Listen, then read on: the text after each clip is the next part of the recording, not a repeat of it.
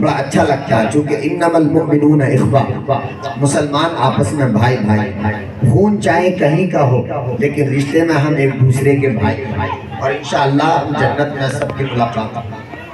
آمین تو یار کہہ دیا کریں۔ ایک کتاب ہے دلائل الخیرات، کیا نام؟ اس کے رائٹر ہے محمد بن سلیمان جزولی۔ توجہ سے سننا ذرا، ہے نا، محمد بن سلیمان جزولی۔ کسی نے سوال کر دیا جناب اتنی بڑی کتاب آپ نے لکھی، درود پاک سے شروع اور درود پاک کے ٹاپک ہی پر اس کا اینڈ ہوتا ہے، آپ نے کب لکھی اور کیوں جذبہ پیدا ہوا؟ آپ فرماتے ہیں ایک مرتبہ میں جنگل میں جا رہا تھا اور میں سفر کر رہا تھا، اسی اثناء میں مجھ کو نماز کا وقت آ گیا، اسی دوران مجھے نماز پڑھنی تھی لیکن میں نے چاروں طرف دیکھا پانی کا ایک قطرہ مجھے نظر نہیں آیا، میں پریشان تھا، مولا پانی تو مجھے نظر نہیں آتا اور مجھے وضو کر کے نماز پڑھنی ہے، کروں تو کروں کیا؟ محمد بن سلیمان جزولی کہتے ہیں میں نے پھر بستی کی طرف رخ کیا، جب میں بستی کی طرف پہنچتا ہوں تو میں نے کیا دیکھا کہ وہاں پر ایک کنواں ہے اور اس کنویں کے قریب ایک غریب انسان کا کچا گھر بنا ہوا ہے، اس کچے گھر کی چھت پر اس کی 6-7 سال کی بچی کھڑی ہوئی ہے اور اس نے مجھے دیکھا، دیکھ کر پوچھتی ہے چچا من انتا، آپ کون ہیں چچا؟ محمد بن سلیمان جزولی کہتے ہیں انا محمد بن سلیمان الجزولی، بیٹی میرا نام محمد بن سلیمان جزولی ہے۔ کہا چچا کیوں پریشان ہو؟ کہا بیٹی نماز کا وقت آ گیا ہے، مجھے نماز پڑھنی ہے اور وضو کرنا ہے، لیکن کنویں پر نہ تو بالٹی ہے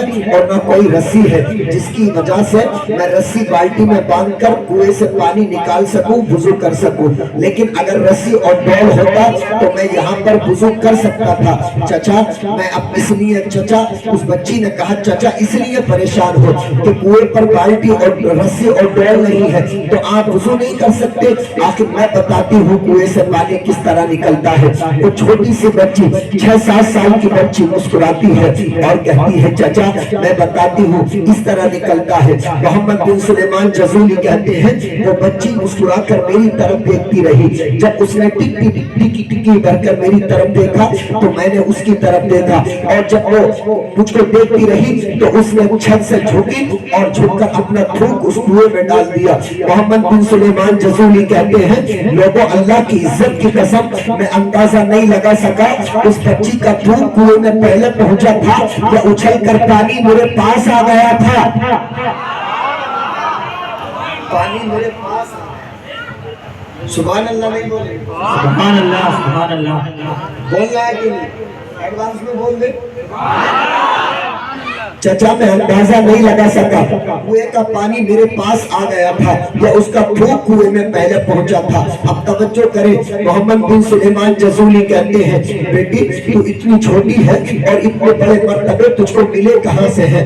آخر کار وہ بچی مسکراتی ہے، محمد بن سلیمان جزولی کی طرف دیکھتی ہے اور دیکھ کر کہتی ہے بکثرت الصلاۃ علی النبی صلی اللہ تعالیٰ علیہ وسلم، چچا جب میں پڑھتی ہوں، سوتی ہوں اور کھانا کھاتی ہوں ہر وقت مصطفیٰ پر درود پڑھتی رہتی ہوں، ہر وقت مصطفیٰ پر درود پڑھتی رہتی ہوں، اپنے نبی پر درود پاک پڑھتی رہتی ہوں، اور جو مصطفیٰ پر درود پاک پڑھے رب تبارک و تعالیٰ اتنے بڑے مرتبے اس کو عطا ہی فرما دیتا ہے۔ سبحان اللہ سبحان اللہ سبحان اللہ، یہ درود پاک کی برکت ہے۔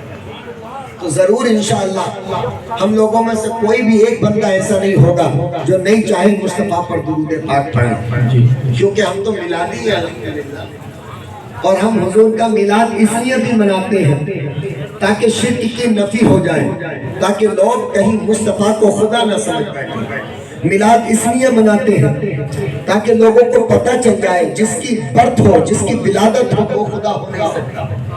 تو میلاد منانا یہ بھی ضروری ہے، کیا خیال ہے؟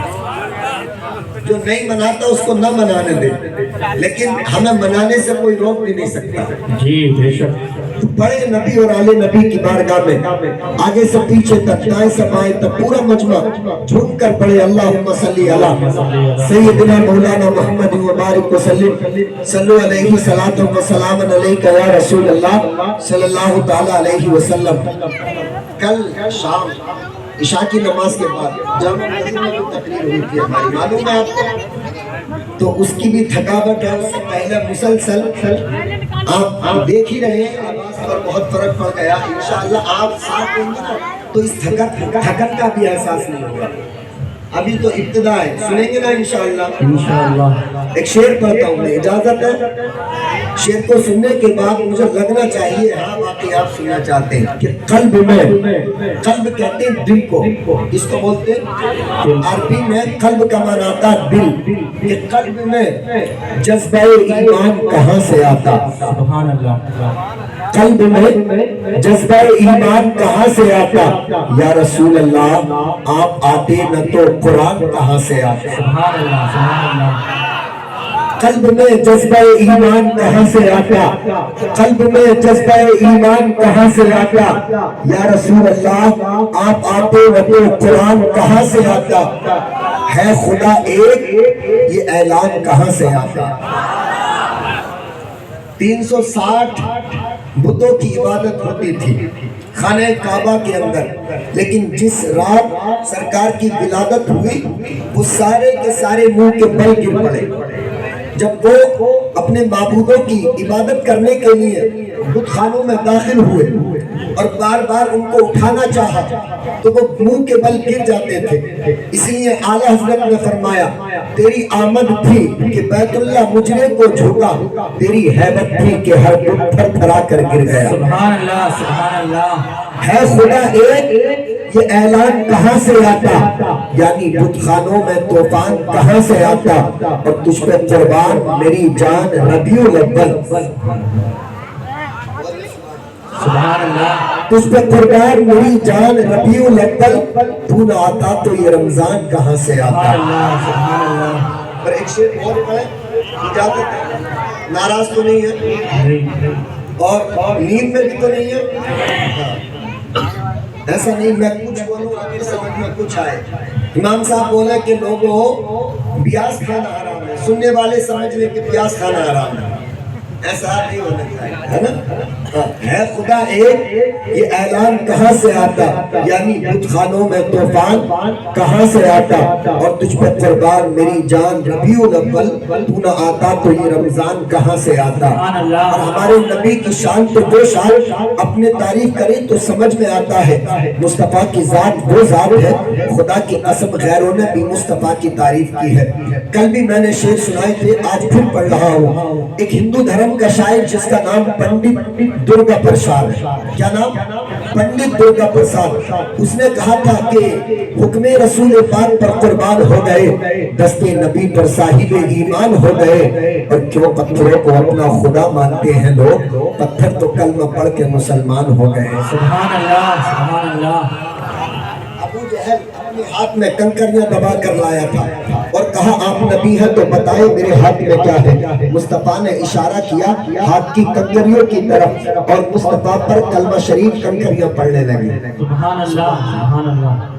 کہ حکم رسول پاک پر قربان ہو گئے, دستے نبی پر صاحب ایمان ہو گئے, کیوں پتھروں کو اپنا خدا مانتے ہیں لوگ, پتھر تو کلمہ پڑھ کے مسلمان ہو گئے. اور ایک پنڈت کال کا اس نے بھی کہا تھا گر شمس و قمر کو کوئی دامن میں چھپا لے, پھر دولت کونین کو مٹھی میں دبا لے, اور پھر کال کا پرساد سے پوچھے کہ تو کیا لے, نالین محمد کو وہ آنکھوں سے لگا لے.